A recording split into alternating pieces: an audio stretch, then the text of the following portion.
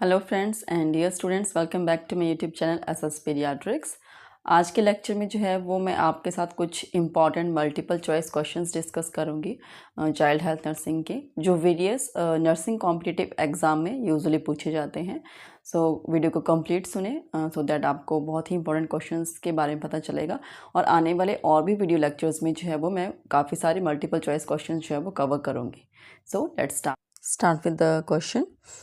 Which vitamin is helpful in promoting intestinal absorption of calcium and phosphorus? तो यहाँ पे question में पूछा गया है कि ऐसा हमें विटामिन बताना है जो कहीं ना कहीं इंटेस्टिनल अब्जॉर्प्शन में हेल्प करता है। किस चीज़ के अब्जॉर्प्शन में हेल्प करता है? Calcium and phosphorus. तो हमारे पास ऑप्शंस हैं vitamin A, vitamin C, vitamin D, vitamin B12। So the right answer is vitamin D.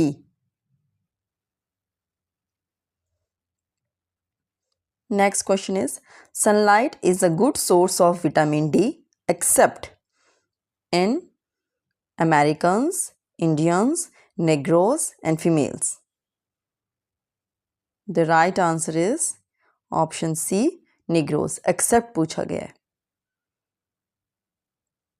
Next question is, deficiency of vitamin D in young children may cause. Young children में अगर vitamin D की deficiency होती है तो क्या problem होगी? Rickets, osteomalacia, keratomalacia and beriberi. So the right answer is option A, rickets. Rickets जो है वो विटामिन डी की डेफिशिएंसी से होता है इन यंग चिल्ड्रन, एंड ओस्टियोमलेशिया जो होता है, ओस्टियोमलेशिया ये एडल्ट्स में होता है, एंड केराटोमलेशिया जो है ये विटामिन ए की डेफिशिएंसी से होता है, and beriberi thiamine vitamin B1 की डेफिशिएंसी से होता है.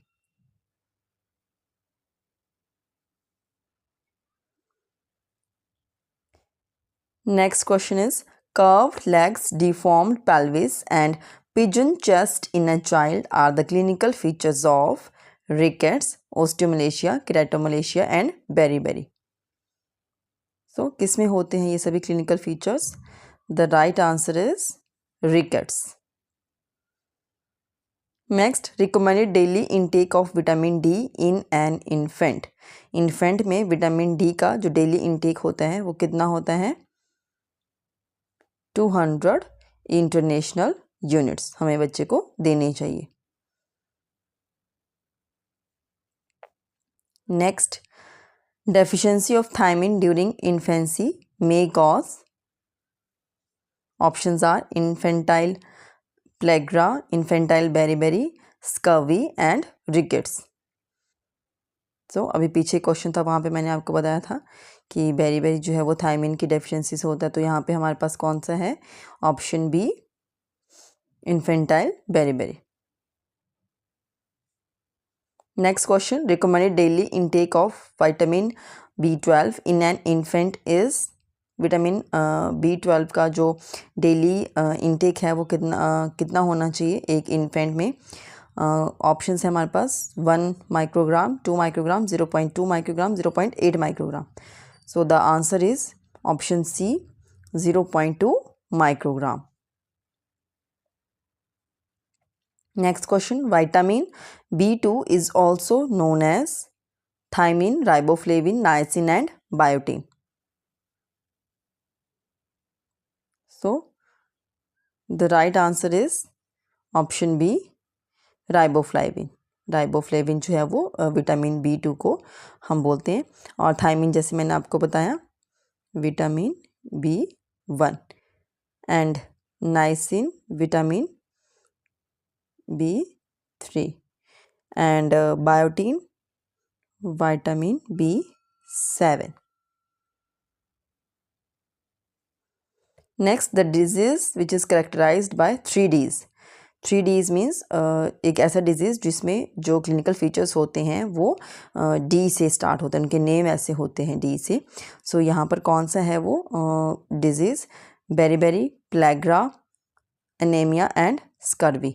So the right answer is pellagra. और ये 3Ds उसमें कौन कौन से होते हैं?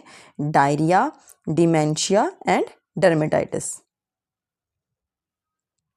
Next, the principal feature of kwashiorkor is severe visible muscle wasting, edema in lower legs and face. Appetite is usually good and hyperactive. So the answer is option B, edema in lower legs and face. Next question, in following which is the richest source of vitamin C? Amla, guava, orange and lime. So the right answer is amla. Amla is the richest source of vitamin C. 100 gram जो आंवला होता है that provides 600 mg of vitamin C. Next, the causative organism of chicken pox is, options are varicella zoster virus, paramyxovirus, myxovirus parotitis and Bordetella pertussis. So the right answer is the causative organism of chickenpox is varicella zoster virus. Next, the portal of entry of virus responsible for chickenpox is alimentary canal, respiratory tract, external urethral sphincter and parenteral. So यहाँ पे जो answer है that is the option B, respiratory track के through जो है वो chicken pox का जो वायरस है दैट इज वेरिसिला जोस्टर वायरस वो एंटर होता है। Next, total blood volume in a newborn at birth is about 50 to 60 ml per kg body wait, 90 to 90 ml, 130 to 140 ml, 160 to 170 ml per kg body weight. So the right answer is 80 to 90 ml per kg body weight जो blood volume होता है वो होता है newborn का at the time of birth. Next, characteristics of rash in a child suffering from chickenpox include, except the rash is symmetrical, first of all they appear on the face, first of all rash appear on the trunk, usually rash are not found on palms and soles. तो यहाँ पे accept पूछा गया है। जो characteristics हैं chicken pox के rashes के वो इनमें से जो ऑप्शंस हैं उनमें से 3 करेक्ट होंगी, एक जो है वो उसमें नहीं आता है। So the answer is option B, first of all they appear on the face. तो ऐसा नहीं होता है, first of all they appear on the trunk जो चिकन पॉक्स के रैशेस हैं। Next question, one of the characteristic feature of the rash in chickenpox is pleomorphism. Here pleomorphism means, बहुत ही important questions है, काफ़ी बारी पूछा गया है meaning of pleomorphism in this. The rash advances quickly through the stage of macule, papule, vesicle and scab. All the stages of the rash such as macule, papule, vesicle etc. may be seen simultaneously at one time in the same area. And there is unequal distribution of rash on the body and there is equal distribution of rash on all over the body. तो इसका जो meaning है that is option B. जो भी stages हैं rashes की, macule, papule, vesicle, वो सभी साइमल्टेनियसली देखी जाती हैं एक एरिया पे एक टाइम के ऊपर। Next, which of the following communicable disease is also termed as rubella? Options are measles, mumps, chickenpox and cholera. So the answer is measles. Next, in following which is not a virus borne communicable disease? Options are chickenpox, mumps, diphtheria and measles. तो इनमें से कौन सा जो है वो virus born communicable disease नहीं है? So the answer is diphtheria, क्योंकि बैक्टीरियल है, कॉर्निबैक्टीरियम डिफ्थीरियाई के थ्रू जो है ये होता है।